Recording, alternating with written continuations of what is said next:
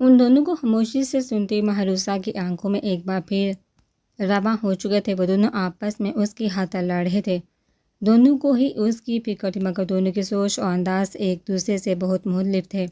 حازم اس کی ہمدان سے پسندیدگی سے واقف تھا، وہ چاہتا تھا محروسہ کو اس کی محبت مل جائے، مگر وہیں شاویز کو ڈر تھا کہ اگر ایسا ہوا تو بعد میں محروسہ کا دل ٹوٹے گا اور وہ اپنے بلیک سٹار کو ٹوٹتا ہوا نہیں دیکھ سکتا تھا۔ مہرو محبت کرتی ہے ایس پی سے، حازم نے اسے آگاہ کرنا چاہا تھا۔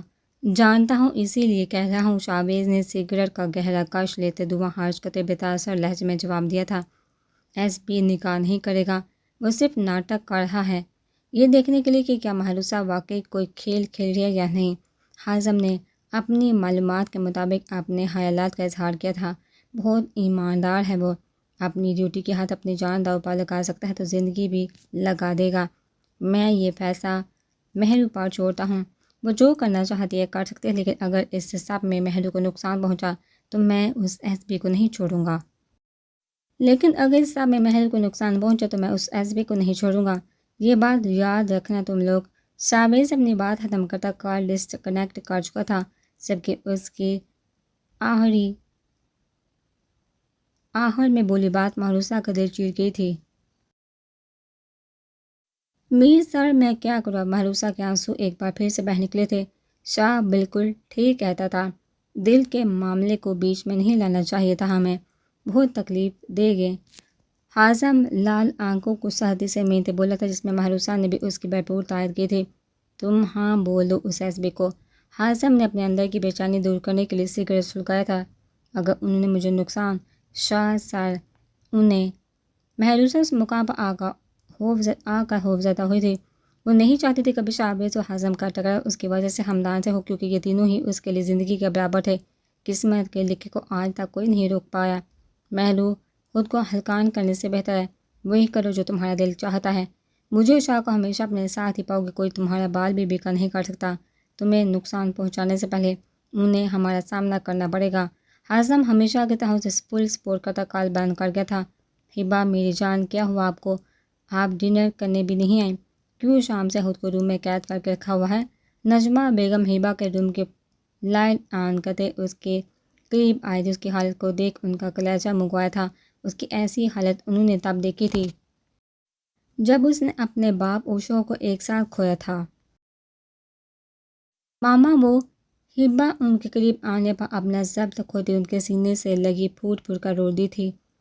ماما، حازم زندہ ہے، میں کہتی تھی نا آپ سے، آپ نے میری بات کبھی نہیں مانی۔ ہبا ان کے سینے سے لگتی پھوٹ پھوٹ کر رو دی تھی۔ اس کے بہتے آنسو نجمہ بیگم کو اپنے دل پر گرتے محسوس ہوئے تھے، مگر انہوں نے اسے چپ نہیں کروایا تھا۔ اس سے اپنے اندر کا غبار نکال دینا چاہتی تھی جو اتنے سال اس وقت اپنے اندر دبا کر بیٹھی تھی۔ میں جانتی ہوں حازم زندہ ہے۔ نجمہ بیگم کے انکشاف پر ہبا جھٹکے سے ان سے دور ہوتی شاہ کی نگاہوں سے انہیں دیکھنے لگی تھی۔ ایک ہفتہ پہلے ہی پتہ چلی ہے مجھے یہ بات، حازم یہاں آیا تھا، میں تمہیں بتانا چاہتی تھی مگر حازم نے منع کر دیا تھا۔ نجمہ بیگم اس کی ناراضگی بڑے تاثر دیکھ فوراً وضاحت دیتے بولی تھی، جبکہ ہبا کو اس پر بے پناہ غصہ آیا تھا۔ وہ اسے آخر کس بات کی سزا دے رہا تھا؟ ماما، وہ ایک گینگسٹر ہے۔ ہبا سے جملہ مکمل نہیں ہو پایا تھا۔ میں جانتی ہوں، نجمہ بیگم نے اس کے آنسو صاف کرتے اسے پانی پلایا تھا۔ ماما پلیز آپ انہیں کہیے نا وہ یہ سب چھوڑ کر واپس ہمارے پاس لوٹ آئیں، وہ بہت غلط کام ہے، اسے سے چھٹکارا پالے، میں سروائیول میں پوری مدد کروں گی ان کی، پلیز وہ آپ کی بات نہیں ٹالیں گے۔ ہبا ان کے ہاتھوں کو تھامتی ملتجی لہجے میں بولی تھی، میں ایسا نہ کروں گی ہبا۔ دنیا والوں کے لیے وہ چاہے گینگسٹر ہو یا اس سے بھی زیادہ برا انسان، مگر میرے لیے وہ میرا بیٹا ہے جس پر اس کی ماں کو پورا یقین ہے کہ وہ کبھی کوئی غلط نہیں کرے گا اور نہ کبھی غلط کر سکتا ہے۔ نجمہ بیگم اپنا ہاتھ اس کی گرفت سے نکالتی اسے وہیں ٹوک گئی تھی۔ ماما، یہ آپ کیا کہہ رہی ہیں؟ ہبا نے بے یقینی بڑی نظروں سے انہیں دیکھا تھا۔ میں بالکل ٹھیک کہہ رہی ہوں، نجمہ بیگم مضبوط لہجے میں بولتی اپنی جگہ سے اٹھی تھی۔ ماما، وہ بلیک سٹارز ہیں جنہوں نے نہ جانے کتنے برباد کیے ہیں گھر، کتنے لوگوں کا خون بہا ہے، معزز سیاستدانوں کو ان کے گھروں میں گھس کر مارا ہے، چوری چکاری، بینک لوٹنے جیسے یہ سب غلط فعل کرتا ہے آپ کا داماد، کہ آپ پھر بھی اسے سپورٹ کریں گی؟ ہبا کو اپنی ماں کی بالکل سمجھ نہیں آئی تھی۔ ہم کیسے یقین کر لیں؟ آپ پر آپ ہی کھڑے کھڑے تو کوئی بھی کسی پر بہت سارے الزام لگا سکتا ہے۔ آپ کے پاس کوئی ایک بھی پروف ہے ایسا جس میں ہاضم بھائی کا کوئی بھی غلط فعل ثابت ہو سکے، یا کوئی ایک بھی ایسا مظلوم انسان ہمارے سامنے لا سکتی ہیں جس پر ہاضم بھائی یا ان کے کسی گینگ نے ظلم ڈایا ہو؟ مجھے بالکل اندازہ نہیں تھا۔ پولیس آفیسر بننے کے بعد انسان دل اور جذبات سے بالکل عاری ہو جاتا ہے۔ ہاضم بھائی اتنے عرصے سے آپ کے سامنے کسی خوف سے نہیں آ رہے تھے، کیونکہ انہیں خوف تھا کہ آپ ایسے ہی ان پر یقین نہیں کریں گی۔ صبا آنکھوں میں نمی بڑھتے بولتی ہبا کا دل بے چین کر گئی تھی۔ اسے کچھ سمجھ نہیں آیا تھا وہ کیا کرے۔ اس کے محکمے کا موسٹ وانٹیڈ گینگسٹر تھا وہ، جس سے پکڑنے پر وہ بہت بڑی قیمت رکھی گئی تھی۔ آج تک اس حوالے سے نہ جانے کتنے کیسز اس کی فائل میں درج ہو چکے تھے، پھر اس کے گھر والے کیوں ماننے کو تیار نہیں تھے۔ چلو پڑے، سفیان بھائی کے ساتھ گاڑی میں بیٹھو، سب ایک ساتھ ہی شاپنگ پر نکلیں گے۔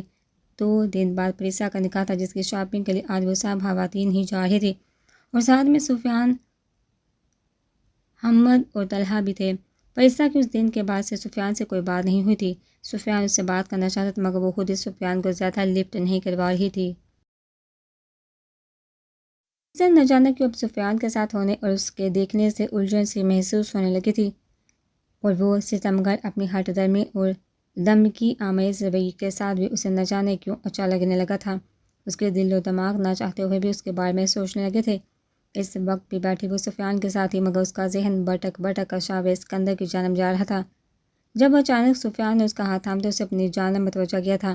ناراض ہو بھی سفیان کا انداز انتہائی محبت لیے ہوئے تھا۔ نہیں، میں بالکل بھی ناراض نہیں ہوں۔ پریسا نے اس کی گرفت سے اپنا ہاتھ کھینچتے نارمل سے انداز میں جواب دیا تھا۔ سفیان کو اس کا انداز بہت عجیب سا لگا تھا، مگر وہ لوگ شاپنگ مال پہنچ چکے تھے، اس لیے وہ کچھ بول نہیں پایا تھا۔ واؤ، یہ کتنا خوبصورت لہنگا ہے، پری پر کتنا سوٹ کر گیا۔ انہیں شاپنگ کرتے کرتے رات کے 9 بج چکے تھے۔ اب بس ایک نکاح کا جوڑا رہ گیا تھا، جو کسی سے بھی ڈیسائیڈ نہیں ہو رہا تھا۔ پریسا پوری شاپنگ میں اکتائی ہی رہی تھی۔ اس کی نظریں پورا ٹائم ادھر ادھر ہی گھومتے رہی تھی، مگر کہیں بھی اسے اپنا مطلوبہ انسان نہیں دکھ پایا تھا۔ پری، آؤ اوپر والے فلور پر چلتے ہیں، اپنی فیوریٹ چاکلیٹ آئس کریم کھانے۔ وہ لوگ اس وقت بلڈنگ کے 5th فلور پر تھے، اور فجر ابھی مزید اوپر جانے کا ارادہ رکھتی تھی، جہاں ان کا فیوریٹ آئس کریم بار تھا۔ پریسا نے انکار کرنا چاہا تھا، مگر وہ سب ینگ پارٹی سے ساتھ کسی تھی لفٹ میں داخل ہو چکی تھی۔ پریسا کو ان سب کے چہروں پر عجیب سی مسکراہٹ دکھائی دے رہی تھی، جس کا مطلب وہ سمجھ نہیں پائی تھی، مگر بنا کسی سے استفسار کیے ایسے ہی گمسم سی کری رہی تھی۔ لفٹ سے نکل کر وہ سب دائیں جانب بنے حال میں داخل ہوئے تھے، مگر وہاں کا منظر دیکھ پریسا نے بے یقینی بڑی نظروں سے ان سب کی جانب دیکھا تھا، جو آنکھوں میں محبت بھرے اسے ہی دیکھ رہے تھے۔ پورے حال کو اس کے فیوریٹ پھول اور بے شمار چاکلیٹ سے سجایا گیا تھا، جن کے عین بیچ میں اس کا فیوریٹ چاکلیٹ کیک رکھا گیا تھا، جس کے عین اوپر بڑا سا سوری لکھا ہوا تھا۔ سفیان بھائی تم سے بہت شرمندہ تھے، اس دن کی وجہ سے یہ سب انہوں نے ہی کیا ہے تمہارے لیے۔ فجر اس کا بازو تھامتے سفیان کے سامنے کھڑا کر چکی تھی۔ اس دن جو ہوا میں اس کے لیے خود کو کبھی معاف نہیں کر پاؤں گا، مگر میرا یقین کرو پڑی، مجھے اس وقت کچھ بھی سمجھ نہیں آیا کہ اچانک سے وہ سب کیا ہو گیا۔ میں تمہیں کھونے کے خیال سے بہت ڈر گیا تھا، تم جان نہیں سکتی میں کتنی محبت کرتا ہوں تم سے۔ وعدہ کرتا ہوں آئندہ کبھی زندگی کے کسی بھی موڑ پر تمہیں تنہا نہیں چھوڑوں گا، پلیز مجھے معاف کر دو، میں تمہاری ناراضگی برداشت نہیں کر سکتا۔ سفیان اس کے سامنے دو زانوں بیٹھا شرمندگی سے چور لہجے میں بولتا۔ پریسا کا سارا غصہ پگھلا گیا تھا، مگر اس کے دل میں اب بھی اس انسان کا وہ احساس پیدا نہیں ہو سکا جو وہ شاہ اسکندر کے لیے اتنے دنوں سے محسوس کر رہی تھی۔ مگر اس وقت اس نے اس سے ستمگر کا خیال جھٹکتے جھکر سفیان کا بڑا ہاتھ تھام لیا تھا، جو دیکھ کر سب کزنز خوش ہوتے ہوٹنگ کرنے لگے تھے۔ سفیان اس کا ہاتھ تھامتے مسکراتے ہوئے اسے لیے کیک کی جانے بڑھا تھا۔ اللہ جی پلیز میری مدد کرے، یہ کیا ہو رہا ہے میرے ساتھ؟ اگر اس انسان کو میرے نصیب میں لکھا ہی نہیں ہے تو دل میں کیوں داخل کر دیا ہے؟ کیوں میں اس انسان کی جانب کھینچتی جا رہی ہوں جو میرا کچھ بھی نہیں لگتا، جس کے نزدیک میں کوئی اہمیت نہیں رکھتی، جس کے میرا ہونا یا نہ ہونا ایک ہی ہے؟ پلیز اللہ جی، میرا دل اس کے لیے کیوں اتنا بے چین ہو رہا ہے؟ پلیز کچھ ایسا کر دے جس سے میرے دل کو سکون مل جائے، میرے سامنے اس انسان کی صورت واضح ہو جائے جو میرے لیے سب سے بہتر ہے۔ پریسا نے آنکھیں جھپکتے ان میں آئے آنسو کو اندر دھکیلتے اپنے رب سے دعا کی تھی۔ جب اسی لمحے اچانک سے ہال کی دائیں جانب زوردار دھماکہ ہوا تھا، اور اس کے ساتھ ہی آگ کے شعلے ہر طرف بھڑک اٹھے تھے۔ وہاں کا سٹاف آگ کو بجھانے کی کوشش کر رہا تھا، مگر وہ آگ بجھنے کے بجائے لمحہ بہ لمحہ مزید بڑھتی جا رہی تھی۔ وہ سب لوگ افراتفری میں باہر کی جانب بھاگے تھے، کسی کو دوسرے کا ہوش نہیں رہا تھا۔ سبھی اپنی اپنی جان بچانے کے لیے اندھادھند سیڑھیوں کی جانب بڑھ رہے تھے۔ فریسا نے بیچ کی نگاہوں سے ہاتھ چھڑوا کر بھاگتے سفیان کو دیکھا تھا۔ کچھ دیر پہلے کے کیے اس کے سارے عہد ایک ہی سیکنڈ میں ٹوٹتے ان آگ کے شعلوں میں بسم ہو گئے تھے۔ فریسا بھی بھاگنا چاہتی تھی، اپنی جان بچانا چاہتی تھی، مگر وہاں ہوتی دھکم پیل میں اپنا راستہ بنا کر نیچے جانے کی سکت اس میں نہیں تھی۔ وہاں پھیلتے دھوئیں کی وجہ وہ بری طرح کھانستے ایک جانب دیوار کو تھام کر کھڑی ہو گئی تھی۔ وہ مرنا نہیں چاہتی تھی، مگر اس وقت اپنی جان بچانے کے لیے کچھ کر بھی نہیں پا رہی تھی۔ اسے سیڑھیاں اترتے لوگوں میں کہیں بھی سفیان سمیت کوئی بھی شناسا چہرہ دکھائی نہیں دیا تھا۔ شاید وہ سب وہاں سے نکل چکے تھے۔ سیڑھیوں کا راستہ خالی ہوتے دیکھ اس نے بری طرح کھانستے آگے جانا چاہا تھا، جب تیزی سے بھڑکتی آگ سیڑھی کی ریلنگ کو اپنے لپیٹ میں لیتی اس کا پلچ نکلنے کا راستہ بند کر گئی تھی۔ وہاں ہر طرف اندھیرا پھیل چکا تھا۔ آگ کے شعلوں کی خوفناک روشنی فریسا کی جان نکال رہی تھی۔ وہ خوف کے عالم میں پوری طرح سسکتے وہیں دیوار کے ساتھ لگتی نیچے بیٹھ گئی تھی۔ تو کیا اس کی موت کا وقت آ چکا تھا؟ لمحہ بہ لمحہ قریب آتی آگ کو دیکھتے فریسا نے خوف کے عالم میں سوچا تھا، کیونکہ اس پوری دنیا میں وہ کسی کے لیے بھی اتنی اہم نہیں تھی کہ کوئی اپنی جان داؤ پر لگا کر اسے بچانے آتا۔ کچھ دیر پہلے اسے محبت کا دعوے دار اس کی جان دینے کے وعدے کرنے والا ایک بار پھر اسے فراموش کرتا اپنی جان بچا کر بھاگ نکلا تھا۔ وہاں ہر طرف اندھیرا پھیل چکا تھا۔ آگ کے شعلوں کی خوفناک روشنی فریسا کی جان نکال رہی تھی۔ وہ خوف کے عالم میں پوری طرح سسکتے وہیں زمین کے ساتھ لگتی نیچے بیٹھ گئی تھی۔ تو کیا اس کی موت کا وقت آ چکا تھا؟ لمحہ بہ لمحہ قریب آتی آگ کو دیکھتے فریسا نے خوف کے عالم میں سوچا تھا، کیونکہ اس پوری دنیا میں وہ کسی کے لیے بھی اتنی اہم نہیں تھی کہ کوئی اپنی جان داؤ پر لگا کر اسے بچانے آتا۔ کچھ دیر پہلے اسے محبت کا دعوے دار، اس کی جان دینے کے وعدے کرنے والا ایک بار پھر اسے فراموش کرتا اپنی جان بچا کر بھاگ نکلا تھا۔ فریسا کو آگ کے شعلے تیزی سے اپنی جانب بڑھتے ہوئے محسوس ہو رہے تھے۔ اسے سانس لینے میں دشواری پیش آ رہی تھی۔ وہ ابھی مرنا نہیں چاہتی تھی، وہ بھی اتنی دردناک موت نہیں۔ اس نے خوف سے جھرجھری لیتے اپنی آنکھیں سختی سے میچی تھی، جب آنکھوں کے سیاہ پردے پر شاب سکندر پوری آبتاب کی طرح روشن ہوا تھا۔ فریسا نے فوراً گھبرا کر آنکھیں کھول دی تھی۔ اس کا دل زور سے دھڑک اٹھا تھا۔ ہمیشہ اس کے مشکل وقت میں یہی انسان اپنی جان کی پرواہ کیے بغیر اس کے پاس آیا تھا، تو کیا آج بھی نہیں؟ وہ بلیک بیسٹ ہے، وہ نفرت کرتا ہے مجھ سے۔ اس دن اس نے میری جان صرف اپنے مقصد کے لیے ہی بچائی تھی، جو ان پیپرز پر سائن کرتے اب پورا ہو چکا ہے۔ یہاں اب کوئی بھی اپنی زندگی کو رسک میں ڈال کر نہیں آنے والا۔ میں اتنی اہم کسی کے لیے نہیں ہوں کہ کوئی میری ہاتھ اپنی جان دے۔ فریسا کی آنکھیں دھوئیں آنسو سے بالکل دھندلا گئی تھی۔ اس کا سر بری طرح سے چکرا رہا تھا، دھواں اس کے منہ اور گاس میں گھس چکا تھا۔ باجی صاحب سے ملنے والے آرڈر کے مطابق بیس بدل کر مطلوبہ علاقے میں پہنچ چکے تھے، جہاں پہلے اس کی فورسز کے 2 لوگ موجود تھے اور میاں بیوی بن کر وہاں رہ رہے تھے۔ ہبا کو ان کے پاس رہنا تھا۔ وہ مغرب کے قریب وہاں پہنچی تھی۔ یہ دیہاتی علاقہ تھا جہاں آج بھی مٹی کے کچے مکان تھے۔ لوگ آج بھی کھلے آسمان تلے ایک ساتھ چارپائیاں بچھا کر سوتے تھے۔ بظاہر یہ گاؤں بہت پرسکون اور خوشحال لگ رہا تھا۔ دیکھ کر کوئی نہیں کہہ سکتا تھا کہ یہاں درندے صرف وڈیرے آئے روز اپنا قہر ڈالتے رہتے ہیں، اور سب سے بڑا ستم یہ تھا کہ وہاں کے بیچارے مکیل اپنے کام کسی کو بتا بھی نہیں سکتے تھے۔ ان کا کوئی مددگار نہیں تھا، مگر یہاں قدم رکھتے ہبا نے خود سے عہد کیا تھا کہ وہ اب یہاں سے تب تک نہیں جائے گی جب تک ان لوگوں کو ان کی آزادی نہیں مل جائے۔ اسے کبھی بھی اپنی زندگی کی پرواہ نہیں رہی تھی، اور اب بھی وہ اپنی جی جان لگانے والی تھی۔ یہ لڑکی نہیں آئی ہے کیا یہاں؟ تجھے پہلے دیکھا کبھی نہیں؟ وہ بس سے اتر کر اپنا چھوٹا سا سیاہ بیگ اٹھائے آگے بڑھی تھی، جب نہ جانے کہاں سے 3-4 اوباش لڑکے سیٹیاں مارنے کے ساتھ ساتھ فضول سے جملے کستے اس کے ساتھ ساتھ چلنے لگے تھے۔ ہبا اس وقت لان کے عام سے سوٹ میں اسکن کلر کی شال سے چہرے کو ڈھانپے تیز تیز چل رہی تھی۔ یہ دیکھ نہیں رہا اس کی چکنی چمڑی؟ یہاں کی لڑکیاں بھلا ایسی کہاں دکھتی ہیں؟ ان میں سے ایک ہبا کے مزید قریب ہو کر چلنے لگا تھا۔ ہبا نے مٹھیاں سردی سے بینتے خود کو کوئی سنگین حرکت کرنے سے روکا تھا، ورنہ اس کا دل کیا تھا ابھی اور اسی وقت ان اوباش لڑکوں کی چمڑی ادھر کر رکھتے۔ بہت مشکل سے ضبط کی ہوئی تھی، جب ان میں سے کسی نے ہبا کے ہاتھ کو ٹچ کرنا چاہا تھا، اور بس پھر ہبا کا ضبط ختم ہوا تھا۔ وہ گما کر اس لڑکی کو پنچ مارنے ہی والی تھی، جب اچانک سے وہاں رضیہ اور جاوید نے آ کر اسے روک لیا تھا۔ میم پلیز کنٹرول، یہ لوگ اسی وڈیرے کے آدمی ہیں، آپ کی ایسی کوئی بھی حرکت ان کو الرٹ کر سکتی ہے، آپ کے ساتھ ساتھ ہمارا یہ مشن بھی خطرے میں پڑ سکتا ہے۔ رضیہ ان کو دکھانے کے لیے بتا ہبا کے کلیلہ کا کان میں سرگوشی کرتے در حقیقت اسے مارنے سے روکے ہوئے تھے۔ ہبا اتنے غصے میں آ چکی تھی کہ اگر یہ لوگ نہ آتے تو اب تک وہ ان اوباش لڑکوں کا صفایا کر چکی ہوتی۔ ہبا نے گہری سانس خارج کر کے انہیں دیکھا تھا جو اب بھی ہبا کو عجیب نگاہوں سے گھور رہے تھے۔ ہبا دل ہی دل میں ان کی اگلی عقل ٹھکانے لگانے کا سوچتی ان دونوں کے ساتھ وہاں سے ہٹ گئی تھی۔ کے منہ اندھیرے کمرے میں بیٹھا ریوالونگ جبا جھول رہا تھا جب اچانک اس کا سائیڈ ٹیبل پر پڑا موبائل زور و شور سے بج اٹھا تھا۔ اس نے اپنی سرد وحشت ناک سی لال آنکھیں کھول کر غصے سے موبائل سکرین کو گھورا تھا۔ اس کے پتھریلے تاثرات بتا رہے تھے کہ اسے اپنا ڈسٹرب کیا جانا کتنا برا لگا ہے۔ جب اس کمرے میں ہوتا تھا تو کوئی اسے ڈسٹرب نہیں کرتا تھا، مگر آج یوں جنید کے آدھی کال نے اسے تشویش میں بھی مبتلا کر دیا تھا۔ اس نے انہیں سرد تاثرات کے ساتھ کال اٹینڈ کرتے فون کان سے لگایا تھا۔ بولو، سرد و اسپاٹ لہجے میں پوچھا گیا تھا۔ شاہ سر سٹی شاپنگ مال میں بہت شدید آگ بھڑک اٹھی ہے، اس کا 5واں پورشن بالکل جل کر بھسم ہو چکا ہے، وہاں موجود سب افراد باہر آ گئے ہیں سوائے ایک۔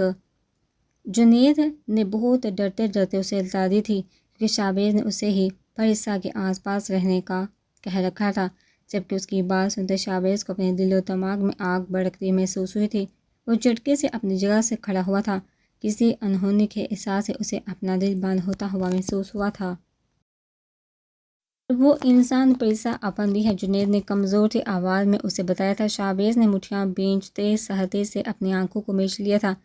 تم سب کہاں مرے ہوئے تھے؟ اگر اسے ذرا سی بھی ہلاش آئی تو میں پوری دنیا کو آگ لگا دوں گا۔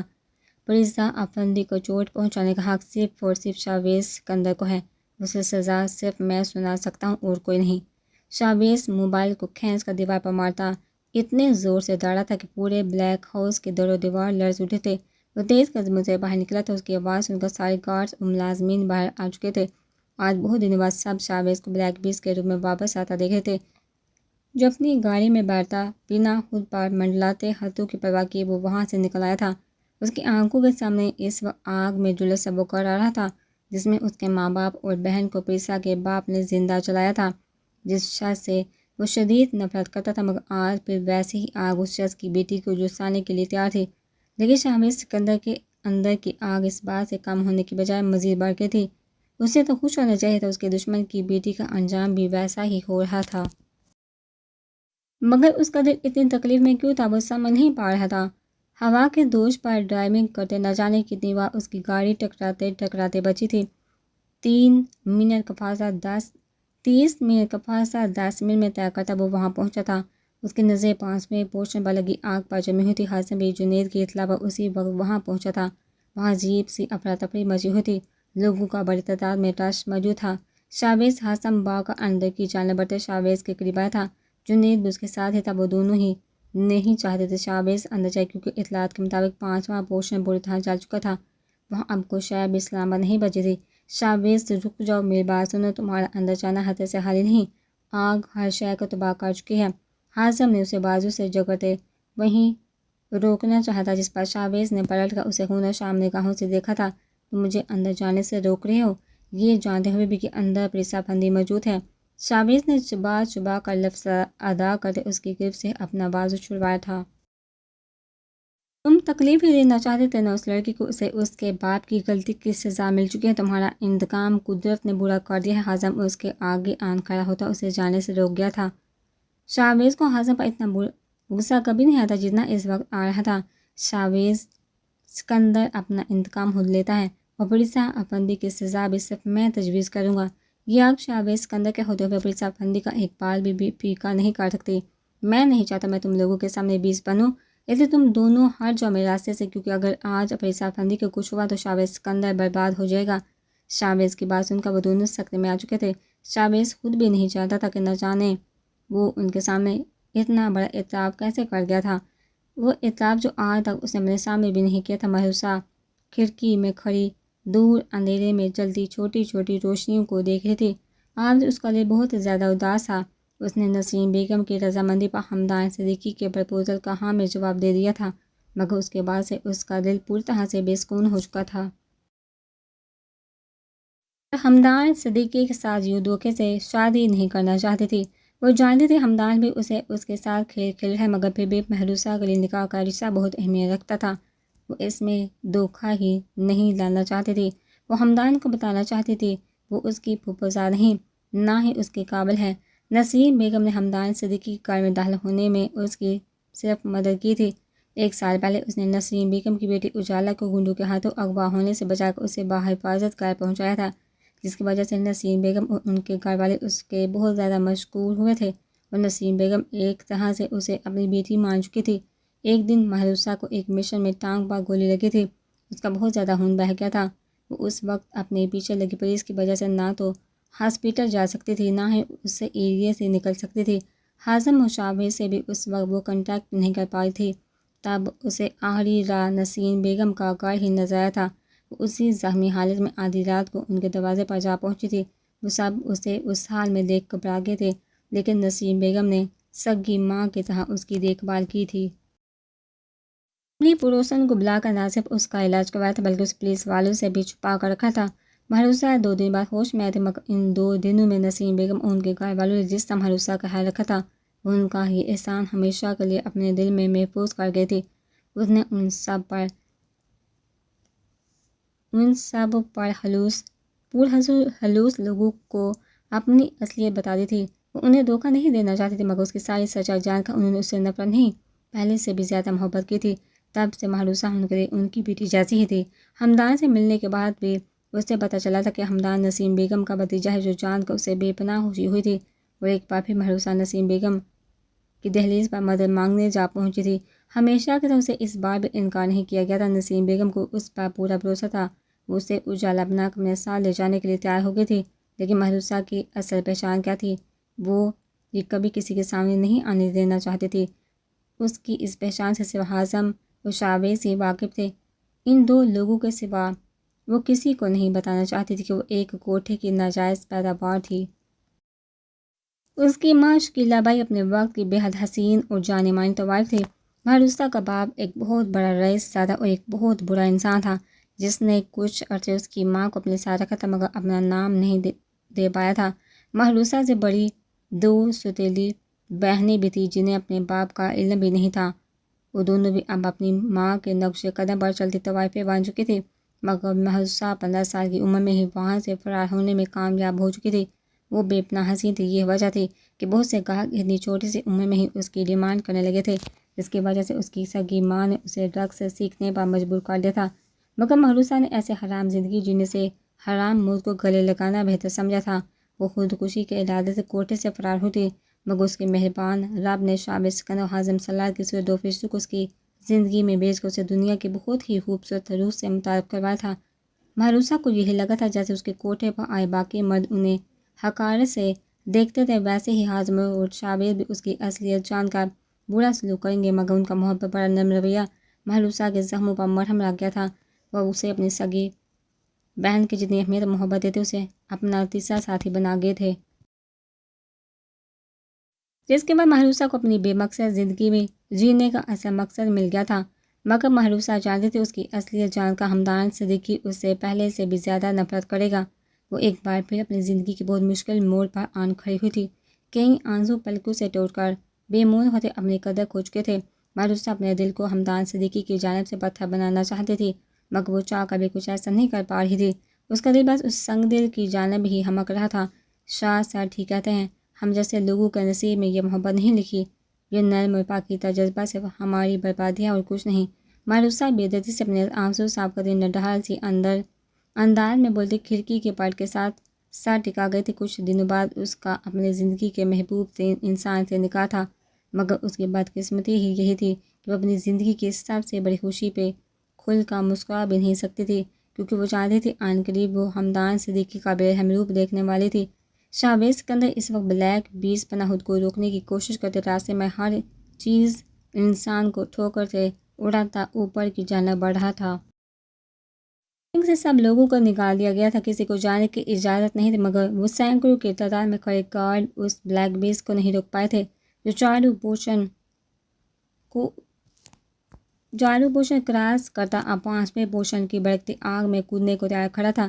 وہاں جلتی آگ کے شعلوں کو دیکھ لمحہ بھر کو شاویز کے اندر کو اپنا دل ڈوبتا محسوس ہوا، کیونکہ انہیں دیکھ اندر موجود انسان کے بچانے کے 1% چانسز بھی موجود نہیں تھے۔ پریسا وہ آگ میں چمک کرتا پوری شدت سے ڈر تھا۔ شاویز سکندر اس وقت بلیک بیسٹ بنا خود کو روکنے کی کوشش کرتا، راستے میں ہر انسان اور چیز کو ٹھوکروں سے اڑاتا اوپر کی جانب بڑھا تھا۔ بلڈنگ میں سب لوگوں کو نکال دیا گیا تھا، کسی کو جانے کی اجازت نہیں تھی، مگر وہ سینکڑوں کے تعداد میں کھڑے گارڈز اس بلیک بیسٹ کو نہیں روک پائے تھے جو چاروں پوشن کراس کرتا اب 5ویں پوشن کی بڑکتی آگ میں کودنے کو تیار کھڑا تھا۔ وہاں جلتے آگ کے شعلے کو دیکھ کر لمحہ بھر کو شاویز کے اندر کو اپنا دل ڈوبتا محسوس ہوا تھا، کیونکہ انہیں دیکھ کر اندر موجود انسان کے بچانے کے 1% چانسز بھی موجود نہیں تھے۔ پریسا آگ میں جم کرتا پوری شدت سے ڈرا تھا، ہر طرف دھواں اور آگ کے شعلے بڑک رہے تھے، کچھ دکھائی نہیں دے رہا تھا، ہر شے جل رہی تھی۔ وہ جلدی آگ شاویز سکندر کے دل کو جلا کر راکھ کر رہی تھی۔ اسے اس آگ میں سالوں پہلے کا منظر یاد آ رہا تھا جب اس نے اپنے ماں باپ، اپنی پوری دنیا کو جلتے دیکھا تھا، مگر آج وہ ایسا کچھ نہیں ہونے دینا چاہتا تھا۔ پریسا آہستہ آہستہ اپنے حواس کھو رہی تھی، اس نے بہت مشکل سے خود کو سنبھالا ہوا تھا۔ کسی بھی لمحے وہ بے ہوش ہو کر ان شعلوں کی نظر ہو سکتی تھی۔ جب اسی لمحے اسے اپنے کانوں میں شاویز کی آواز سنائی دی تھی، پریسا کو لگا تھا شاید یہ اس کا وہم ہے، بھلا اس آگ میں کوئی پاگل ہی اس کے ہاتھ تک کود سکتا تھا، اور وہ پاگل شاویز کے اندر کبھی نہیں ہو سکتا تھا۔ وہ تو اسے نفرت کرتا تھا، پھر وہ بھلا کیسے آ سکتا تھا؟ پریسا نے اذیت سے سوچتے اپنے چکراتے سر کو تھاما تھا جب اسے دائیں جانب سے دروازہ گرنے کی آواز آئی تھی۔ آگ کے شعلوں میں لپٹا دروازہ اس سے کچھ فاصلے پر جا گرا تھا۔ خوف کے عالم میں پریسا کے منہ سے دل ہراش چیخ برآمد ہوئی تھی۔ شاویز، جس نے وہ دروازہ گرا کر اندر آنے کی کوشش کی تھی، پریسا کی چیخ کانوں میں پڑتے وہ جلدی سے آگے بڑھا تھا۔ پریسا خوف کے عالم میں لرزتی کانپتی اسی جانب دیکھ رہی تھی۔ وہ آگ کے شعلوں کے پیچھے آن کھڑے ہوتے شاویز کو دیکھ اسے اپنی آنکھوں پر یقین نہیں ہو رہا تھا۔ شاویز سکندر اسے بچانے کی خاطر اس احساس کے ساتھ ہی کہ آنسو ٹوٹ کر اس کے چہرے کو بھگو گئے تھے، تو کیا وہ اس انسان کے لیے اتنی ضروری تھی کہ وہ اس کی ہاتھ آگ میں بھی بڑھ گیا تھا؟ شاویز اس کی جانب دیکھتے پریسا کے لب پھڑپھڑائے تھے۔ شاویز کی نظر بھی ایک کونے میں سگڑی سمٹی بیٹھی پریسا پر پڑی تھی۔ تم کیوں آئے ہو یہاں؟ واپس چلا جاؤ، تم مجھ تک نہیں پہنچ پاؤ گے۔ پریسا اور شاویز کے دماغ میں آگ بہت زیادہ تھی، جہاں سے گزر پانا آسان نہیں تھا۔ پریسا نہیں جانتی تھی کہ شاویز اس کی وجہ سے خود کو نقصان پہنچا، جس بات کی کشمکش میں وہ اتنے دنوں سے ڈوبی ہوئی تھی، اسے آج اس کا جواب مل چکا تھا۔ وہ نہ جانے کب وہ کیسے اس وحشی انسان سے محبت کرنے لگی تھی، جس کے ساتھ ایک بار بھی اس کی خوشگوار انداز میں بات نہیں ہوئی تھی، مگر پھر بھی وہ اسے چاہنے لگی تھی، کیونکہ یہی واحد انسان تھا اس کی زندگی میں جو اسے بچانے، اس کی حفاظت کرنے کہیں بھی پہنچ سکتا تھا، جس کے لیے وہ اہم تھی۔ پریسا کی آنکھوں سے آنسو رکنے کا نام نہیں لے رہے تھے۔ آگ سے اس کا سارا خوف ختم ہو گیا تھا۔ وہ جانتی تھی سامنے کھڑا شخص اب اسے کچھ نہیں ہونے دے گا، مگر اس کا دل شاویز سکندر کو آگ میں کودنے کے ارادے سے آگے آتا دیکھ تڑپ اٹھا تھا۔ تم تک پہنچنے سے کوئی نہیں روک سکتا مجھے، کہ آگ میں نہیں، خاموشی سے کھڑی رہو، ہلنا مت وہاں سے۔ شاویز اسے صحیح سلامت وہاں کھڑا دیکھ اب کافی حد تک ریلیکس ہو چکا تھا۔ اسے خود پر یقین تھا، وہ پریسا افندی کو کچھ نہیں ہونے دے گا۔ پریسا نے بھیگی آنکھوں سے گھور کر اسے دیکھا تھا، جو جہاں بھی اسے ڈانٹنے سے باز نہیں آیا تھا، وحشی انسان کہیں کا۔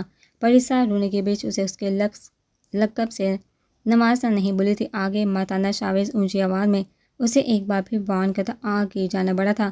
وہ لانگ جمپ کرنے والا تھا، مگر وہ جانتا تھا کہ فاصلہ زیادہ ہے، وہ آگ میں کودے بغیر آگے نہیں جا سکتا، اس لیے خود کو کچھ سیکنڈ کے لیے آگ کی لپیٹ میں دینے کے لیے وہ خود کو مینٹلی تیار کر چکا تھا۔ شاویز پوری طاقت لگا کر جمپ کرتا آگ میں کودا تھا۔ پریسا کا دل ساکت ہوا تھا، کیونکہ شاویز کے بازو کو آگ کے شعلے اپنی لپیٹ میں لے چکے تھے۔ نہیں، پریسا کو ایک پل میں پوری دنیا فنا ہوتی محسوس ہوئی تھی۔ وہ بنا اپنی پرواہ کے شاویز کی جانب بھاگی تھی، جب اسے لمحے ایک جانب سے آگ میں لپٹا بلر اس پر آن گرا تھا۔ جب شاویز واپس اس کی جانب جمپ کرتا اسے اپنی جانب کھینچ چکا تھا۔ وہ دونوں دیوار سے ٹکراتے نیچے جا گرے تھے۔ پریسا کو شاویز نے پوری طرح اپنے حصار میں قید کرتے چوٹ لگنے سے بچایا تھا، جبکہ خود اس کا سر بہت بری طرح سے دیوار سے ٹکراتا ٹیسیں چھوڑ گیا تھا۔ تم ٹھیک ہو؟ شاویز نے اپنے سینے سے لگی خوف سے کپکپاتے پریسا کو پکارا تھا۔ وہ اسے اسی طرح اپنے ساتھ لگائے واپس سے کھڑا ہوا تھا۔ اس کی نہایت قریب سے آتی آواز پر پریسا نے اس کے سینے سے ذرا سا چہرہ اوپر اٹھاتے اسے دیکھا تھا۔ شاویز نے بھی اسی لمحے پریسا پر نظر ڈالی تھی، مگر یہ ایک لمحہ شاویز سکندر کے دل کی قیامت پر، دنیا پر قیامت برپا کر گیا تھا۔ وہ سہمی سی ہرنی آگ سے بچ کر اس کے وجود میں چھپنے کی کوشش کرتے شاویز سکندر کے دل و دماغ پر بہت گہرا اثر چھوڑ گئی تھی۔ ہم یہاں سے کیسے نکلیں گے؟ میں مرنا نہیں چاہتی۔ عیسیٰ اس کے گرد بادو سہتی سے باندھے خوف کے لرزتے بیگتے لہجے میں بولی تھی، آج ہی تو اس پر اپنی محبت کا داغ ہوا تھا، وہ اس محبت کا اقرار کیے بغیر نہیں مرنا چاہتی تھی، نہ جانے کیوں مگر دل میں اس انسان کے ساتھ جینے کی شدید خواہش جاگ اٹھی تھی۔ اس نے چہرہ موڑ کر شابیز کا بازو دیکھا تھا، اس کے ہاتھ سے اوپر کا حصہ جل گیا تھا، مگر وہ اپنی تکلیف بلائے بس اسی کے لیے فکر مند تھا کہ آنکھ تمہارا کچھ نہیں بگاڑ سکتی، تمہیں اگر کسی سے ڈرنا چاہیے تو وہ میں ہوں، شابیز سکندر، میرے علاوہ کوئی شاید تمہیں نقصان نہیں پہنچا سکتی۔ ہمیشہ یاد رکھنا، شابیز اپنا کوٹ اتار کر پریسا کو پہنا چکا تھا، آگ میں کودنے کے بعد بھی اس کوٹ سے کافی بچت ہوئی تھی، اس کا کوٹ پریسا کے نازک وجود کو آدھے سے زیادہ کور کر چکا تھا۔ تم یہ کیوں؟ تمہیں آگ پریسا کو اس کی فکر ہوئی تھی جو اپنے وجود کے پیچھے صرف اسی کو کور کر رکھا تھا، جیسے اس کی حفاظت سے ضروری شابیز سکندر کے لیے کوئی نہ تھا۔ پریسا کا سر بہت بری طرح چکرا رہا تھا، آہستہ آہستہ اسے ہر منظر دھندلا ہوتا ہوا محسوس ہو رہا تھا، شابیز اس کے بے جان وجود کو اٹھاتا آگے بڑھا تھا، اس کا رخ ونڈو کی جانب تھا جہاں سے وہ نیچے اتر سکتا تھا۔ وہ جیسے ہی وہاں پہنچی اسے سامنے ہی 5 چارپائیاں پڑی نظر آئی تھی، آنکھوں میں نفرت بڑے وہ جیسے ان کی جانب بڑھی، کسی نے پیچھے سے اس کی کلائی تھام کر اسے اپنی جانب کھینچ لیا تھا۔ ہبا نے اس کے سینے پر 5 مارتے اسے خود کو بچانا چاہا تھا، مگر مقابل اس کو ذرا سی بھی مہلت دیے بغیر اس کی کلائیاں کمر کے پیچھے مٹوڑتا اسے پوری طرح اپنی گرفت میں قید کر گیا تھا۔ چھوڑو مجھے، ہبا بنا دیکھے ہی سمجھ گئی تھی کہ یہ لمس اور یہ خوشبو کس انسان کی تھی، اور ہمیشہ اس کی طاقت کا اندازہ لگا کر کون اسے قابو کرنے کی صلاحیت رکھتا تھا۔ تمہارا دماغ اس قدر ہرا پہ مجھے بالکل بھی اندازہ نہیں تھا، تم جیسی جذباتی لڑکی کو بلا پریس والی بنایا کس نے ہے؟ حازم اس کے بازو کمر پر باندھ چکا تھا، ہبا اس کی یہاں موجودگی اور اب اس حرکت پر آنکھیں پھاڑے اسے دیکھنے لگی تھی۔ آپ یہاں کیا کر رہے ہیں؟ تو کیا آپ اس وڈیرے کے برے کاموں میں بھی اس کے ساتھ ملے ہوئے ہیں؟ ہبا نے بے یقینی سے اس کی جانب دیکھا تھا، جبکہ اس کی اس بات کا بھی کوئی جواب دیے حازم اس کے منہ پر بھی رومال باندھ گیا تھا۔ میں گینگسٹر ہوں، کچھ بھی کر سکتا ہوں، اس میں اتنی حیران ہونے والی کیا بات ہے؟ حازم اسے باہوں میں اٹھائے واپس مڑتے ہوئے بولا تھا، جبکہ اسے نہ جانے کس جانب جاتا دیکھ ہاتھ پاؤں مارنے لگی تھی۔ حازم اسے ایسے ہی اٹھائے کافی دور نکل آیا تھا، وہاں پہاڑوں پر کدھے اونچائی پر ایک چھوٹا سا گھر نظر آیا تھا، حازم کا رخ اسی جانب تھا، وہ اندر داخل ہو کر گھر کا دروازہ بند کر گیا تھا، چھوٹا سا صحن عبور کرتے وہ اندر بنے ایک روم میں داخل ہوا تھا، جہاں چھوٹا سا پلنگ، 2 کرسیاں اور ایک کپڑوں کی ایک چھوٹی سی الماری رکھی گئی تھی۔ اسے نیچے اتارتے حازم اس کے منہ سے رومال کھل چکا تھا، مگر ہاتھ ابھی بھی نہیں کھولے تھے۔ بیٹھ سکتی ہو تم، اور جتنا مرضی چلانا ہے چلا بھی سکتی ہو۔ حازم اسے پلنگ پر بیٹھنے کا اشارہ کرتا خود کرسی پر بیٹھا سگریٹ سلگا گیا تھا۔ ہبا نے وہیں کھڑے کھڑے اسے غصے بڑی نظروں سے گھورا تھا، جو اس کی جانب دیکھنے سے بھی گریزاں تھا۔ اگر مجھے اپنانے میں اتنا مزہ ہے آپ کو، تو مجھے میرا کام کیوں نہیں کرنے دیا؟ ہبا کو اس پر کتنا غصہ تھا وہ بیان نہیں کر سکتے تھے۔ ہبا اسے ملنے، اسے واپس دیکھنے کے لیے 2 دن سے کتنی تڑپی تھی، مگر یہ شخص ایک بار بھی اس کے سامنے نہیں آیا تھا۔ اسے سنبھالنا اور چپ کروانا تو بہت دور کی بات تھی۔ تم میرے آدمی کو مارنے جاؤ گی اور تمہیں لگتا ہے میں اتنے آرام سے دیکھتا رہوں گا؟ حازم نے سگریٹ کا گہرا کش لگاتے اس کے سر پر بم پھوڑا تھا۔ مہروسہ بستر پر کربٹ بدلتے بدلتے تھک گئی تھی، مگر نیند آنے کا نام ہی نہیں لے رہی تھی۔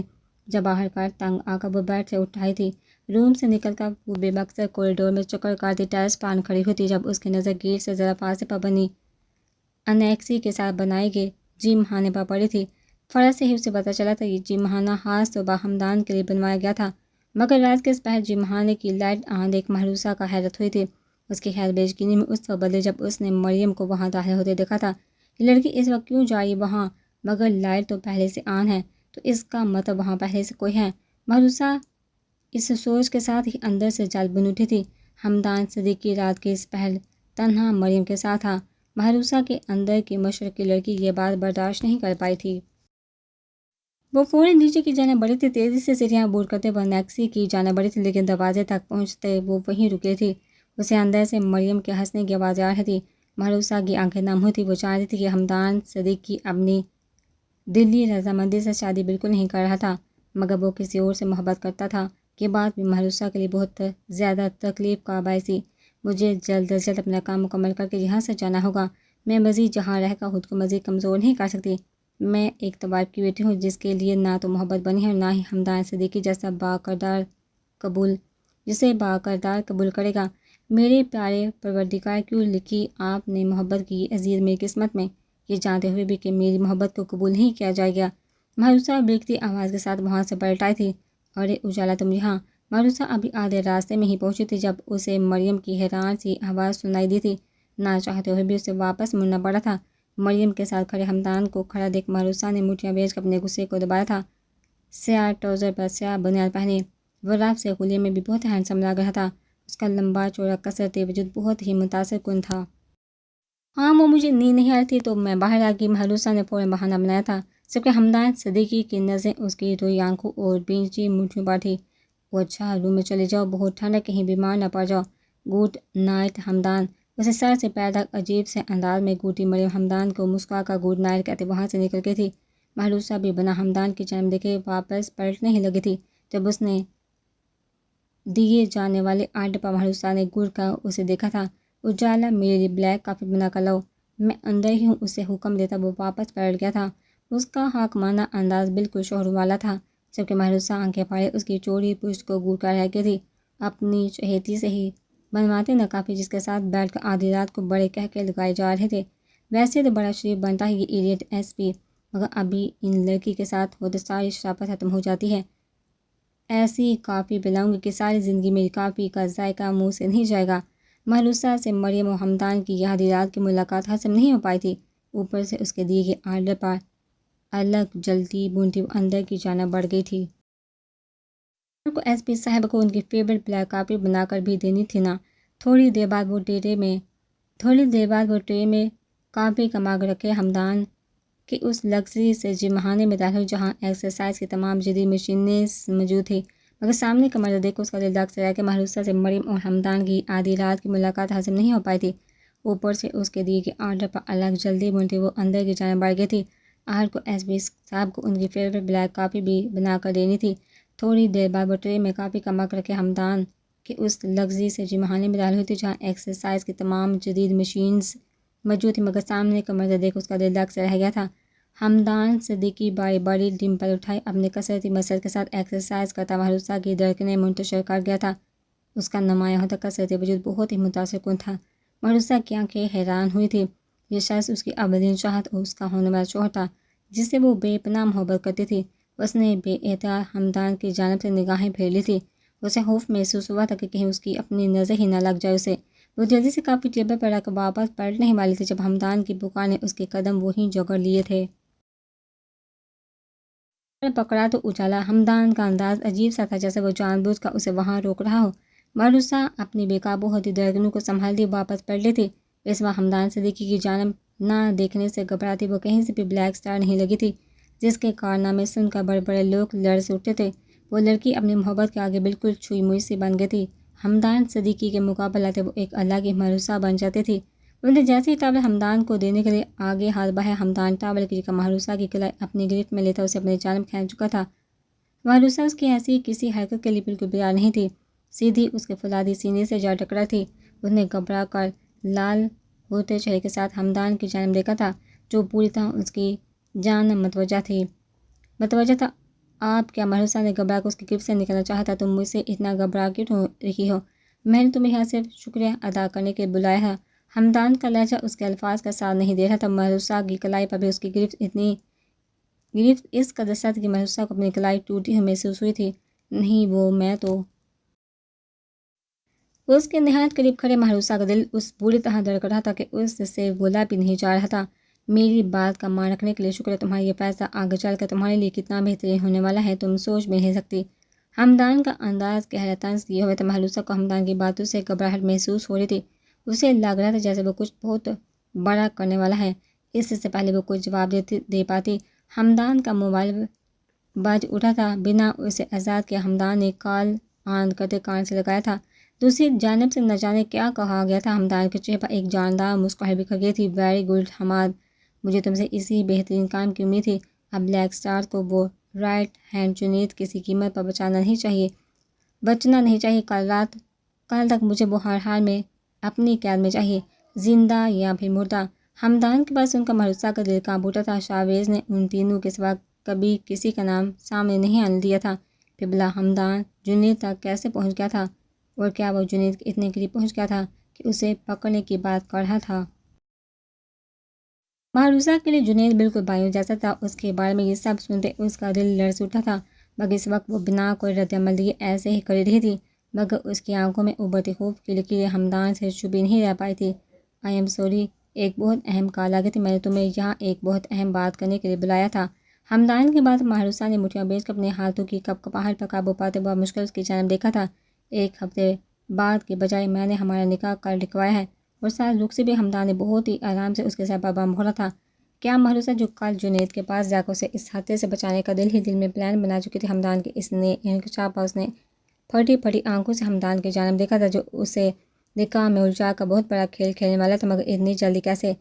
محروسہ کی بے چینی سے پہلے بدلنے پر ہمدان نے مسکرا کر اس کی جانب دیکھا تھا، اور اگلے ہی لمحے اس کی کمر پر بازو حمائل کرتا اسے اپنے قریب کھینچ چکا تھا۔ تم سے مزید دوری اس دل کو برداشت نہیں، اب میں جلد از جلد ان فاصلوں کو ختم کر کے اپنے بے قرار دل کو قرار بخشنا چاہتا ہوں۔